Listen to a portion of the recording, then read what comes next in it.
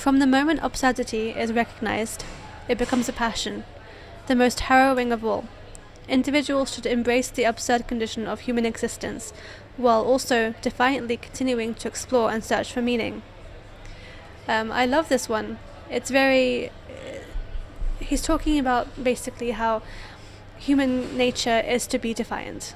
No matter what we do, what we are chosen to do career-wise, or who we love, it's usually done defiantly because we want to do things by ourselves, have our world and our way, and despite the chaos in the world, we have to defiantly find meaning anyway, because it doesn't matter what your meaning is or what that person's meaning is. If you have your own individual meaning, then the life around you will be absurd, but you'll embrace it because you have your own meaning. 3, 2, 1. Hello. Welcome to another episode of the Jeoffrey Sarpong podcast. Today we've got Jasmine. Jasmine, how are you? Do you want to introduce yourself quickly? Yeah, sure. Hey, I'm Jasmine. Nice to see you again. Nice to see you again. I guess I'm a writer. I like to paint things. But I think for today we'll just say I'm a writer. That's good. That's a very good. I mean, you've seen Jasmine on this podcast before, so you would know who she is. I thought it was a good opportunity today. Just some things I wanted to talk about that I think are super interesting. I think she'd be a fantastic person to talk about. She's a writer, she's a painter, but she's also a poet, and we've shared some of our poetry. You know, we've had that session last week where we kind of went through our poetry. So, I mean, from then I understood, like, okay, I gotta get you on this podcast to talk about poetry, because I don't talk about that enough. That's one of my passions. I really love poetry. I really think it's something that we should push out there towards other people, so then they can understand to try it themselves. And hopefully this is the episode, this is the sign that you need to give poetry a try, because we're going to talk about poetry today. We're going to talk about romanticism, and we're going to talk about relationships. And I think the thread and the through line that we're going to try to touch on should give you a perspective and an idea about why people even like poetry and why people even try. So that's actually a good place to start. So first question I wanted to ask you, is that why do you think we write poetry? I know we write poetry for a while. I know you have your own reason. We've talked about this. But why do you think we write poetry? What need or desire do you think we're trying to fulfill when we write poetry? Okay, so obviously poetry is, a type of art, right? Mm-hmm. People use it to express themselves or to say something. I mean, obviously they use words to say things, but it's not just about that. It's about the feeling and the emotion that they evoke, and through what they bring forth from other people who read it. Mm-hmm. The reason why people write poetry, I guess, would be because they don't see any other way that they can get through to people. Mm-hmm. They can have a conversation, they can scream it through the rooftops, but they can't feel this emotion they feel when they're not writing anything that's not poetic. Mm-hmm. I think back in the day they used to use poetry as a way to connect with each other. Mm-hmm. They used to have groups of people where you talk about poetry together. You'd write it, you'd read it to a large audience. Yeah.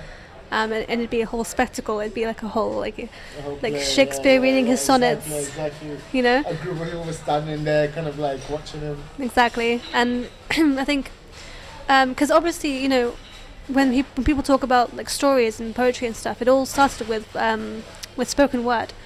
Human language didn't come about for a long while. Mm-hmm. And a lot of the time people would speak about things, stories or non-fiction or facts, mm-hmm. through fictional stories that would have fables and things like that.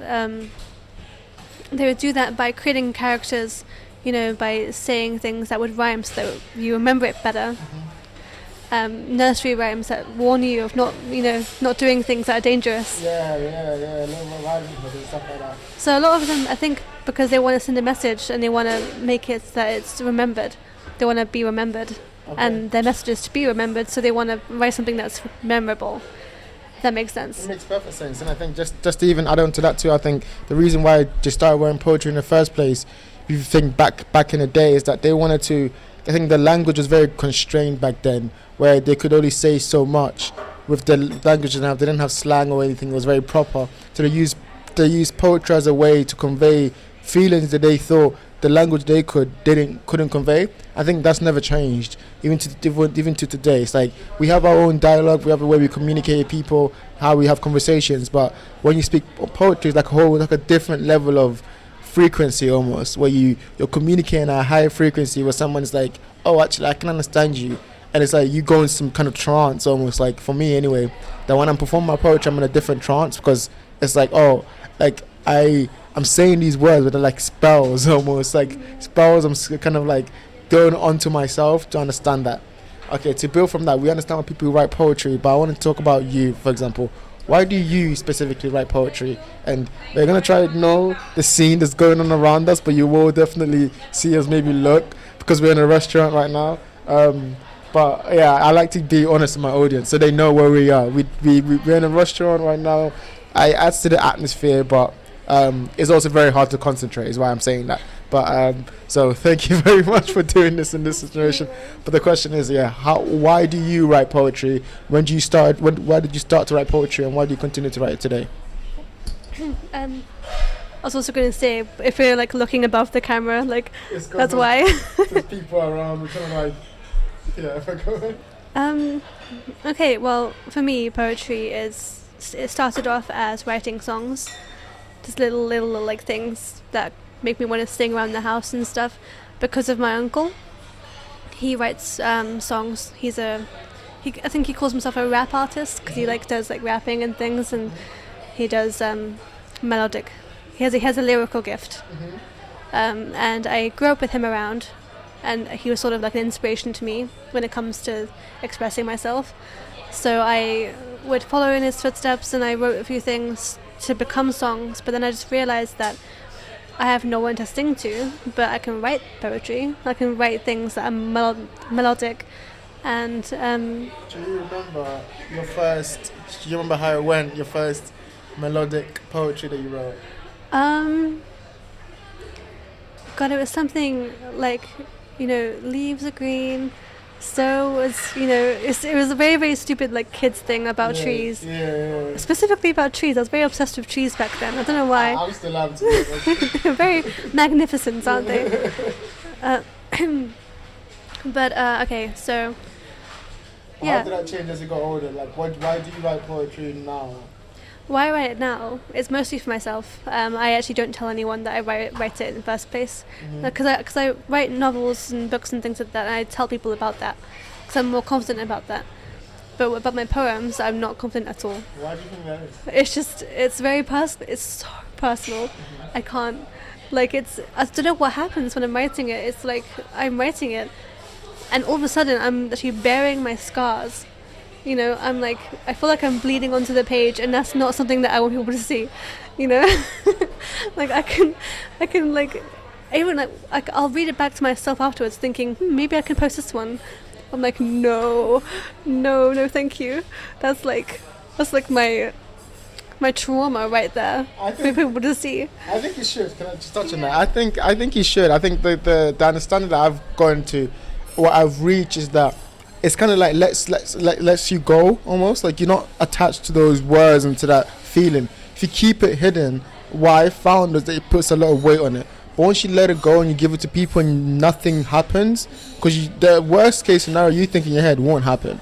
But you need to be able to experience that by letting it go and letting people. But absolutely, you're right. Like I really pour my heart on that page. It really is about my feeling. I think the medium allows it. I think that's what's so cool about poetry. It's like the fact that we have poetry and we all understand it's kind of supposed to be vulnerable and supposed to be truthful and supposed to be self-expression of your true feelings, allows us to really tap into that better than like writing can, or even painting can for you, even though it's the different ways of kind of doing the same thing. Like, okay, the question I have then is like, just to go on what you just said, how do you balance that? Like, how do you show vulnerability on a page but still not get caught up in that and not like, like not write something because you think someone's going to see it? Like how are you still like being honest and writing the truth on the page? Well, I guess it depends on what I'm writing, because if I'm writing a story, I have a lot more leeway to be vague. I have a lot more leeway to be vague, and like it takes a lot longer to read a story than it is to read a poem. And with a poem, I feel like I'm putting honesty in every single line, right? And every single word that I choose for a reason, because it's to do with it. And when I'm reading it, I'm like, that is so obviously that part of my life. So I'm like thinking, okay, what if someone else can like crack the code? What if someone can crack the code that I put in? I'm screwed. But when I'm writing a book, it's like, maybe this character's to do with this. Yeah. And maybe she says this because it's 100%. metaphor, but it's like very vague, and like you have to work for it. With my poetry, you don't have to work for it unless like if you know me, you don't have to work for it because you know what happened. So are you saying that your poetry is more of an accurate reflection of who you are? Definitely, and it's like if anyone got their hands on my poetry. You're making it sound very enticing right now. Like, it's just like a treasure hunt for your poetry. Because once we get it, it's like we unlock who you are. It's just like it's not embarrassing, but it's like the same feeling of embarrassment. It's not. It's like if I feel like a glass frog. Have you heard that phrase before? No, explain to me. A glass frog is like, when a frog jumps, right? Mm-hmm. It's like everyone can see all your organs because your skin is invisible and you can see everything, and it's like I feel like I'm on display when people read my poetry. It's like. And is that not freeing for you? Because to me, that's freeing. To you, are you still in like, oh fuck no, that's like I don't want that to happen. I think it's a bit. I think the truth in my poetry is it feels like I don't want it to be true. Like I kind of still see it as fiction because it's like it's so out there, and so like that's not a normal thing to happen, a normal thing to feel either. As I disagree, a stereotypical like, oh hey, you shouldn't feel this way. Yeah. Okay, but it's like I feel like I will be seen as someone who is like, oh that's that's just a bit weird. Not weird, but like that shouldn't have happened. Can I touch on that? Yeah. I think that's what you should aim for. I think being weird in this life just means not being like everyone else. Where, especially if you're a poet, like how can you not be weird as a poet? You write down your thoughts and then you take them seriously. Like you write down what you actually feel. Like people don't do that. People don't do that and then put it in like, actually let me be as honest as I can and like make metaphors and all these things and play with my own true trauma. Like it's just a weird way to think. And I think that's actually beautiful because it shows you that there's different aspects of you. You're not just this mechanical robot. You can actually exist in a place where it's kind of beautiful and it's kind of like you're fantasizing about things that are really important to you, or like are really real, but you can put them in a different area. You can put them in a different area of life, And I think, to even speak on more weirder poems, what are some of your favorite poems that you like? What are some of the poems that you think that like they spoke to you early on, and like why? Okay, well, obviously apart from yours, which I love, you should go and look up his poems as well. I really like poets such as Walt Whitman, William Wordsworth, which is a kind of hilarious name when you think about it. Wordsworth. Even Walter William. Walter William Whitman. Yeah, exactly. Alliteration is a huge thing. The parents knew their assignment. Exactly. Oh my god. But yeah, would you mind reading some of your poems? Hello? Yes, please. Thank you. Okay, there's one by Whitman. It's called To You. It's a very romantic poem, in my opinion. It's very long, so I'll just choose a verse. Unless you want two. Do you want two verses? Or 2 verses. No, go for 3 verses so they understand. Okay, I'll do 3 verses. And YouTube, I want you guys to be patient and actually listen. That's the point. We're gonna increase your attention span and introduce you to a whole new world. So take it seriously and listen. I'll try not to stutter, because I always. Stutter if you want. It's fine. Okay. I'll edit out the stutters. Okay, very good. It's just like a cut. Every word is cut. Okay, so starting with the 4th verse of To You by Walt Whitman. Painters have painted their swarming groups and the centered figures of all. From the head of the center figure spread a nimbus of gold-colored light, but I paint myriads of heads, but paint no head with its nimbus of gold-coloured light. From my hand, from the brain of every man, a woman is streams, effulgently following forever. Oh, I could sing such grandeurs and glories about you. You have not known what you are. You have slumbered upon yourself all your life. Your eyelids have been the same as closed most of the time, but you have done returns already in mockeries. Your thrift, knowledge, prayers, if they do not return in mockeries, what is it they return? The mockeries are not you. Underneath them and within them, I see you lurk. I pursue you where no one else has pursued you. Silence the desk, the flippant expression, the night, the accustomed routine. If there's a conceal you from others from yourself, they do not conceal you from me. The shaved face, the unstudied eye, the impure complexion. If these bark others, they do not bark me. The pert apparel, the deformed attitude, drunkenness, greed, premature death, all these are put aside. There is no endowment in man or woman that is not tallied in you. There is no virtue, no beauty in man nor woman, but as good as in you. It's so cute. What do you think it means? It's literally like you have all these great things about you, but you don't know it. And no one else sees it. I don't know, and he doesn't know why. It's like he has this piece of artwork that no one appreciates, but he does. He understands. Mm-hmm. Have you felt that before? Do you relate to what he's trying to say? Is that why you really like it? Could you relate? I relate to it because I can see the goodness in people when they don't see it themselves. You know, when someone says something about themselves, I'm like, no, you're wrong. I want to fight you. I get very aggressive when things like that happen because I'm just like, still gonna slap it into you. But yeah, I think it's nice. It's something that everyone wants to feel like someone thinks that of them, you know. So everyone wants to have that kind of like, you see my greatness. I didn't see it, but you do, and that's great because you're amazing.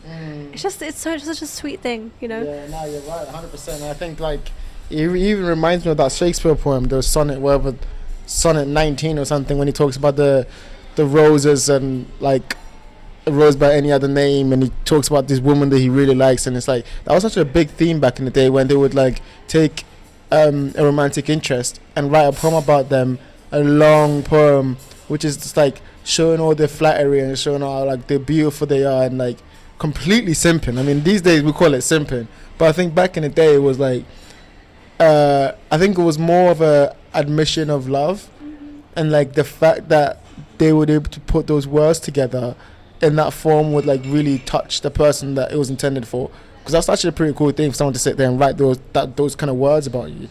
But I think, okay, touching on that romantic era, why do you think, especially speaking of Shakespeare, and I know he's not the romantic era, but like some people like Whitman, why do you think they were so focused on love and so focused on these ideas of love in that era? That's the question. I think I also wanted to like expand on what you said about the sonnet. You mentioned the rose one. I think I know what you're talking about. It was the one where he says, "A rose by any other name would smell just as sweet." Exactly. I love that one. Which is crazy to say, but yeah, it was the same. It's so like such a Shakespeare thing to say. Yeah. I would consider him a romanticist. I think so too. I think he's the original romanticist. He just wasn't from that era, I don't think. No, I think. He like preceded them. Yeah, I think with your question, I think poets from their era, it's usually to do with something with all forms of art, there's a movement happening, right? Like the DA movement in Russia, where it's like they wanted to go against the royal family and things, and they wanted to make things quite a bit of a spectacle. And then you have obviously the most well-known, the Renaissance, after making sure that the science and art would kind of go away from religion, just kind of like the uprise of science and stuff. I think a lot of poets.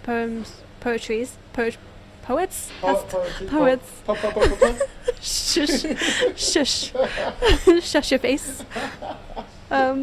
So we have poets who would write things.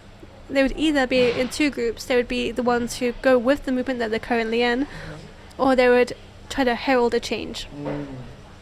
Right? So they want to be, honest with themselves and then see what happens. Like Walt Whitman. What do you think Whitman was?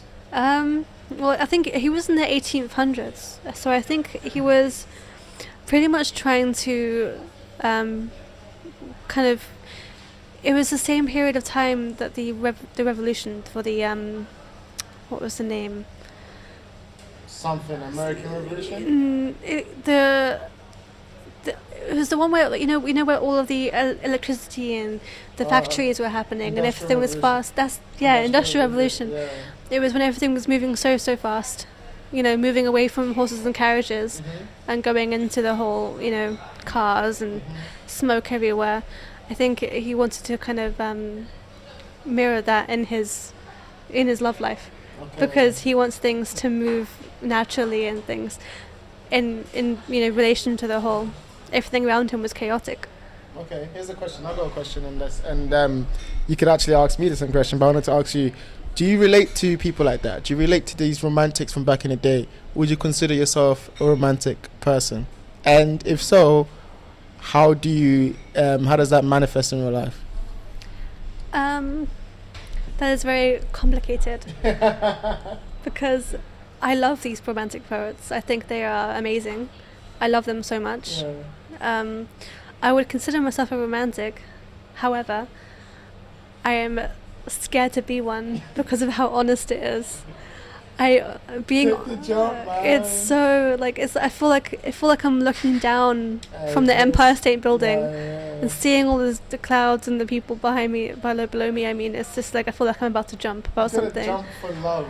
You have to. I know. It's just terrifying because along with the territory, you have to be honest about your. You have to be honest about your. The things that hold you back from things. Because you have to get past that first to be able to love. Because the whole thing about loving yourself before loving others, it can be true, but it can be also, it can be either way. You can love other people because I've loved before loving myself, and that obviously hasn't worked out very well because I'm Signal right now.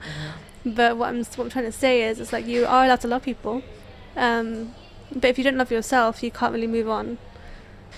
So what's the argument? Sorry, finish. Oh no, I was just saying, in relation to poetry and stuff, you can't be honest and write poems and with other people reading them if you're not going to be honest with yourself in the first place. I think that's what poetry is for. So what's the argument to write poems and be honest with yourself? You say, why should people do it? Because it helps you discover things about yourself that you wouldn't never kind of like. It's like a form of shadow work.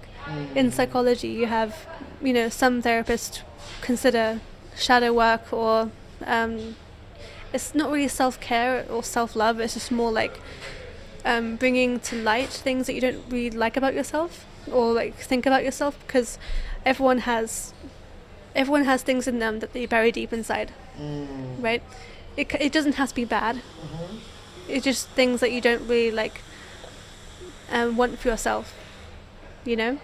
It's hard to explain. It's a bit like you're trying to uncover a whole new persona that you just buried deep inside for so long, that's just clawing out, and it comes out in poetry. Because I've written poetry, I read it back, I'm like, oh my god, that is dark. And I just hide it away in my notebook somewhere. But I think that's what poetry is good for. It's like if you write more of it and you just write it, there's a thing called it's similar to streams of consciousness, where you just write things and don't think about it, because when you don't think about it, it's your subconscious talking to you.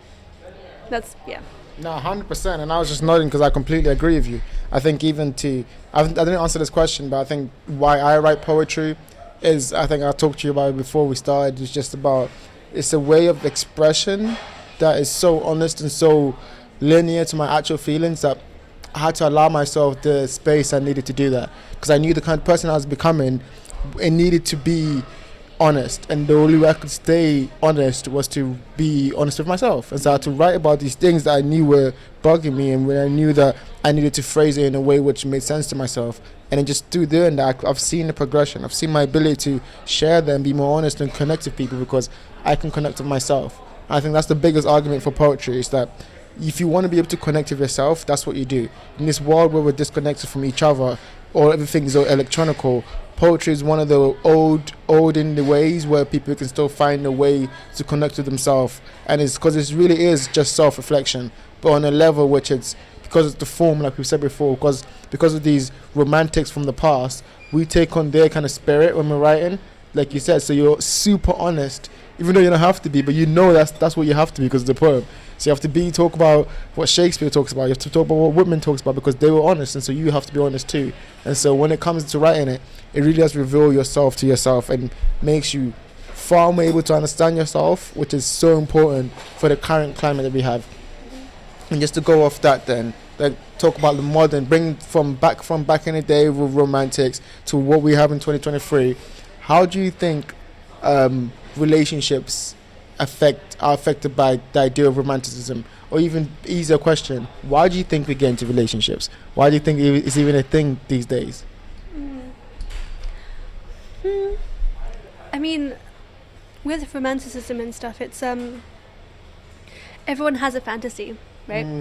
Everyone has that, fantasy that wants to come true, or that you try to kind of miracle into existence by doing things you don't really want to, or doesn't feel right, or but then sometimes it just happens naturally.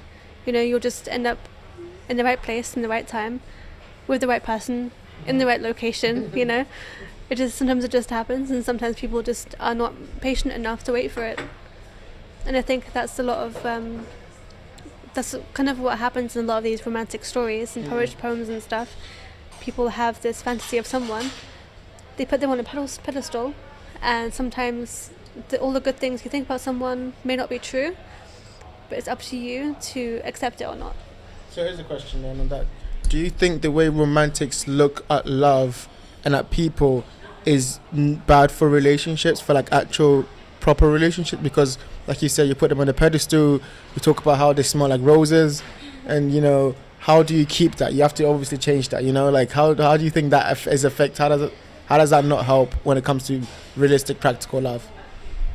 I think that basically I think that a lot of times relationships, they would look at these artists and stuff and look for inspiration, right? Sorry. I was talking about basically, okay, well actually we'll stick with that, two sides, right? You have your persona and your personality, right? A lot of the time people will show their personas in real life, and that's what people fall in love with, is their persona. Ooh, that's good. Yeah, go on. Right, so you'll fall in love with the face, and the whole thing about people saying how don't judge a book by its cover, that's true, but it happens a lot because the book of the cover may just be your persona that you're putting out. People don't really know you until this is why divorce always happens in like the early marriages, because they know their real selves now and they don't like it, so then they end up just splitting off. How do you tell the difference between someone's persona and personality? Well, with the personas, usually you can tell because they're different with different people, right? So you'll have people who act differently with you compared to how they are at the family or with their friends. What I've noticed is that people are actually more honest with their friends and friends, and because their family, it's like in some cases you are putting on a persona to your family because you want to be accepted and included. And you see your parents as someone who protects you, and you want them to love you. Absolutely. It's like a survival instinct. Absolutely. With your friends, they choose you because you have the same values and same morals. Whether you like it or not, even if you don't like them, and you still hang out with them, there's something inside them that calls to you, that you relate to, which is something that shadow work can help you with, and poetry. And I think the question was before about how relationships is with romantics. So I can answer the question. Yeah, it's like you've actually answered that one. So the next question was actually better question than to simplify it. What do you think romance is dead?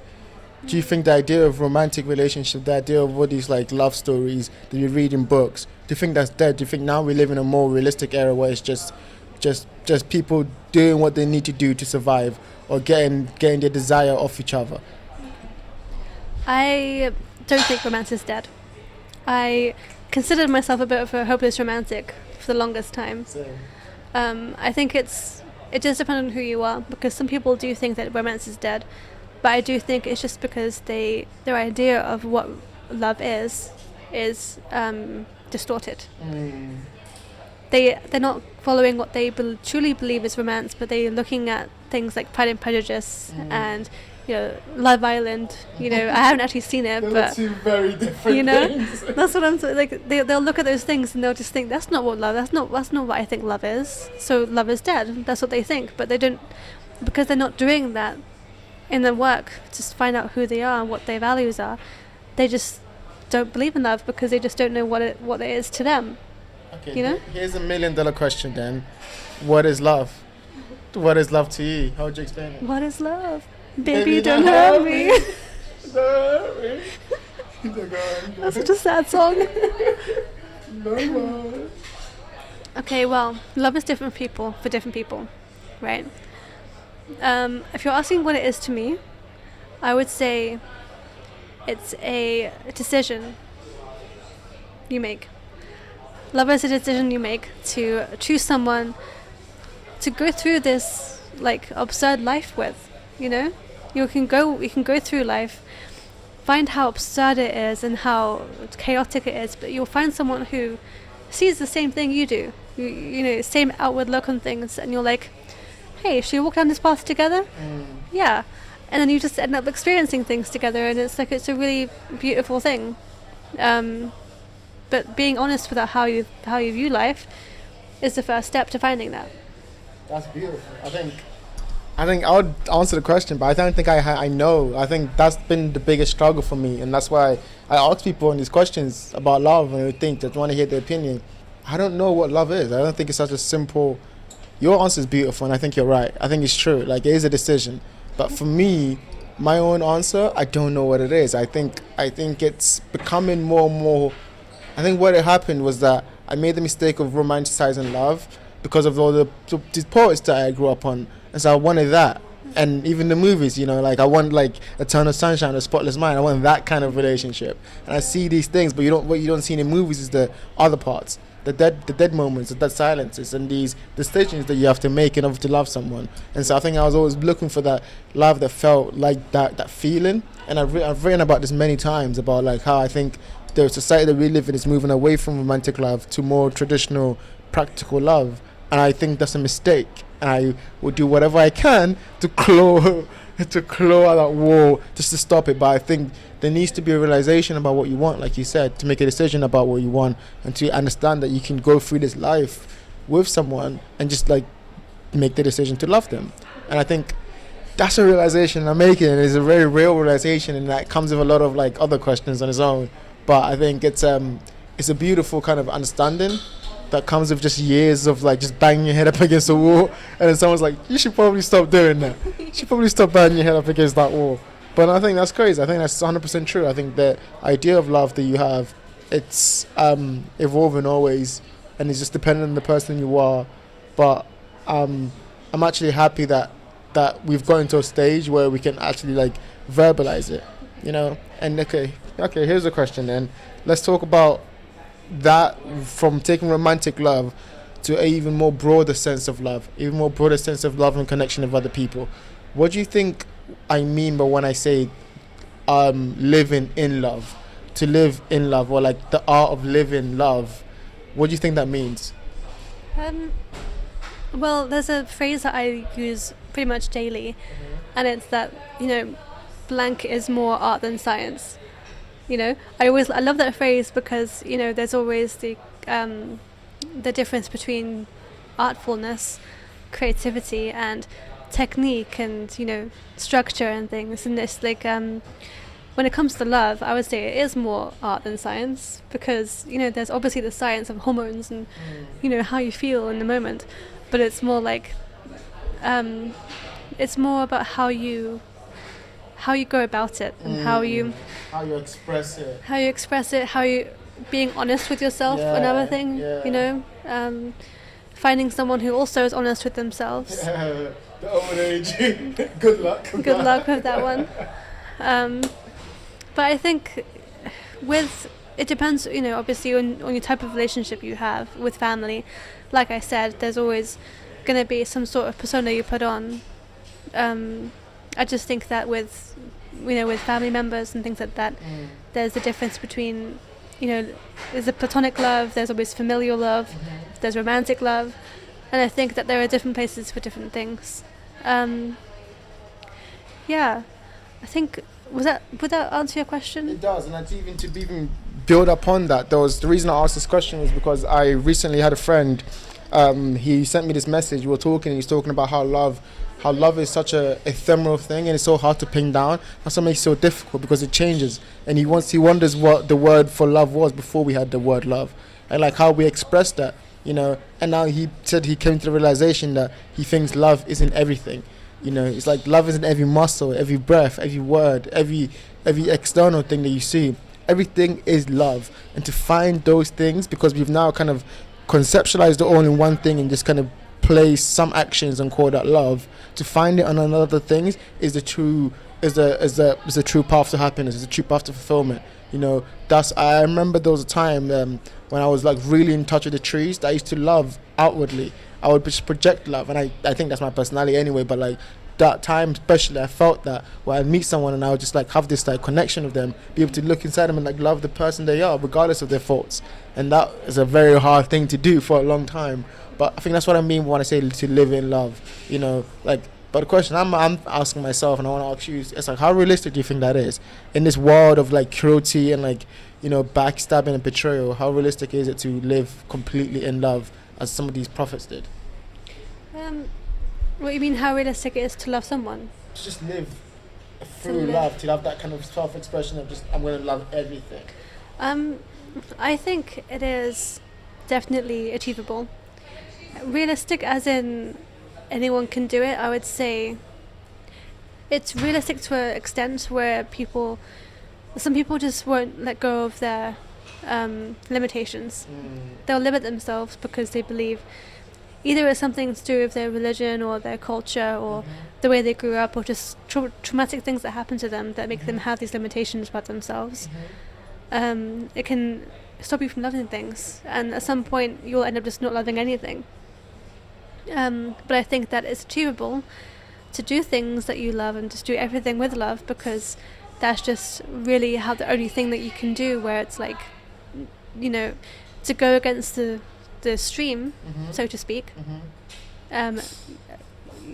You'll do things that you love because you only have one life. You know, people say YOLO, you know. Don't know what that did from back in the day. You know, hashtag YOLO.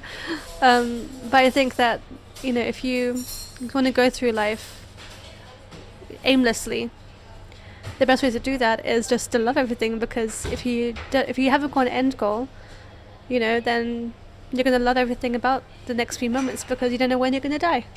You know? Absolutely agree. And I think I would challenge everyone to go out there and live in love. And I think just before, we're going to have closing thoughts now, but just before I do that, I know you read something to me before that I wanted you to read to the podcast too. While you find out, I'm going to just answer this question about love. I think that I challenge people to go out there and try to live in love, just to see how that makes you feel.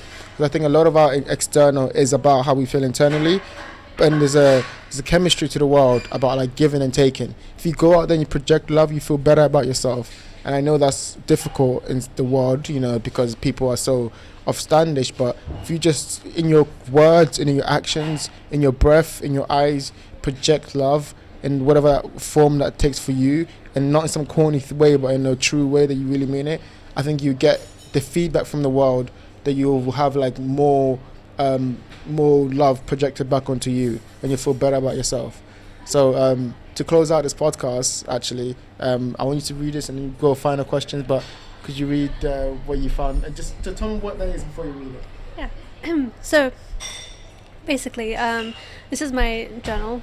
I have actually visibly whipped out a bunch of things. because I was like, no, I don't want this, ripped it out. But I wrote this down a couple days ago because I want to look for. I was going through a thing where it was like, life is chaotic, what's the point? I don't know what I'm doing. And this came up on, my deep 3 a.m. web search. And it's by Albert Camus. I'm not sure if that's how you pronounce it. But here's how the quote goes. From the moment absurdity is recognized, it becomes a passion, the most harrowing of all. Individuals should embrace the absurd condition of human existence, while also defiantly continuing to explore and search for meaning. I love this one. It's very... he's talking about basically how human nature is to be defiant.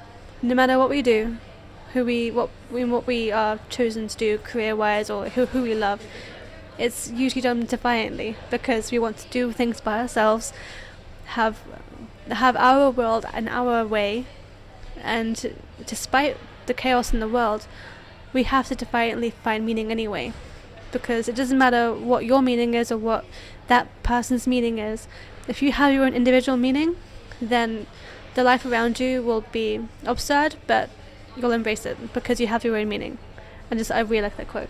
100%, and I agree with everything you've just said. I think that's just a very important realization I made too, about like push against the absurd, push against the chaos, push against the absurdity of life, push against all these things that I think that we take for granted. And I think the idea of love, the idea of loving and being so romantic and seen as kind of an offstandish thing in our generation, but push against that idea, and push against that narrative, because you'll be able to find your own self in that.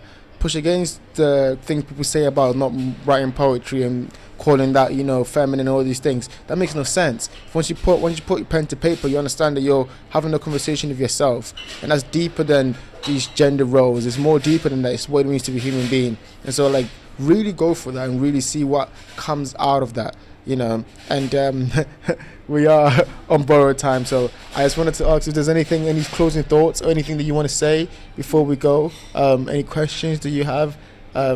This is your time to go. So, okay, about you were saying about the gender roles. Me personally, I love men who like poetry because it means that they don't care about what people think about them, and they live through love, like we were talking about before. Everything about us, they live through everything they love. They'll let passion consume them, and that's what I love the most.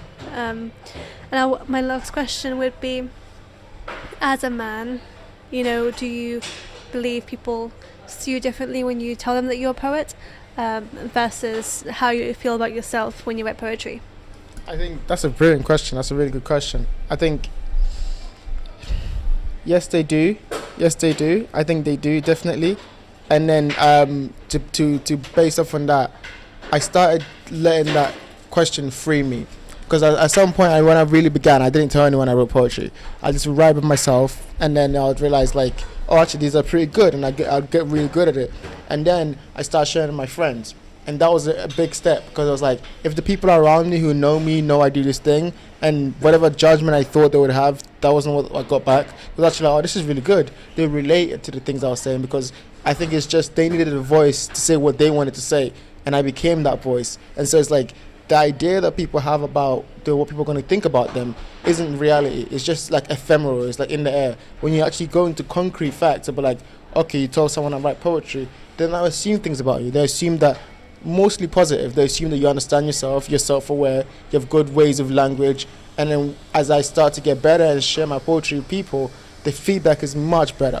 It's just like people actually really like it, and they go, okay, this is different. You're doing something different. You're pushing up against conformity. And I think that's so important for me to understand that about myself. So whenever I feel like, okay, like I don't understand something about my life when I write poetry, and I get that feedback loop of like, I'm actually really good at this one thing, that gives me more confidence and gives me more clarity. So it's like, yeah, to answer your question, yeah, in the first part I did feel internally, it felt like that I needed to there was a struggle, but externally it was always like just like appreciation, the fact that you do it. So I think the question is like, are you going to let your internal stop your external appreciation? Like, I think you should go out there and do the things that you think are important in your life, and if this is one of them, then I think you should do it. And so I'm going to end it here. Thank you so much for doing this. It's always lovely, always amazing. But yeah, thank you so much for watching, guys. Thank you, Jasmine, for coming again. Thanks to the people in this restaurant for allowing us to do this. And I'll see you next time. Peace.